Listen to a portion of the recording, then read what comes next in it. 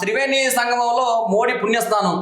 మోడీ గారికి మళ్ళీ ఇంకొక 20 ఏళ్ళు 2040 దాకా మోడీ గారే ప్రధానమంత్రి. ఇళ్ళ మునిగింటిగా పుణ్యస్నానంలో గంగా మాతకు సారే ప్రత్యేక పూజలు, మెడలో రుద్రాక్ష మాలతో సూర్య భగవాన్ని జల సమర్పణ, గంటన్నరలో పర్యటన ముగించుకొని ఢిల్లీకి రిటర్న్. ఇక్కడ మనకి సాధారణ ప్రజలు ఏమో ట్రైన్లలో పోవాలా నీట్గా స్నానం ఆచరించింది.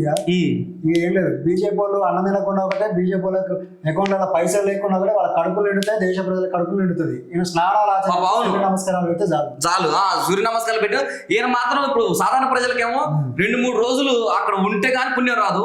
ఈయన మాత్రం వచ్చి గంటన్నరలో పోతే ఫుల్ పుణ్యం. బీజేపీ వాళ్ళు ఫుల్ పుణ్యం ఉంటుంది, దేశం బాగుపడుతుంది బానే. త్రివేణి సంగమంలో మోడీ పుణ్యస్థానం.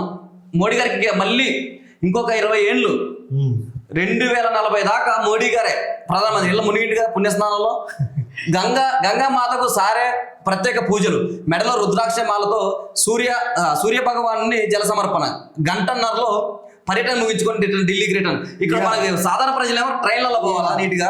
స్నానం ఆచరించింది.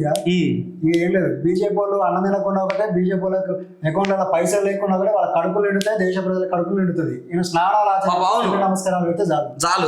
సూర్య నమస్కారాలు పెట్టి ఈయన మాత్రం ఇప్పుడు సాధారణ ప్రజలకేమో 2-3 రోజులు అక్కడ ఉంటే కానీ పుణ్యం రాదు.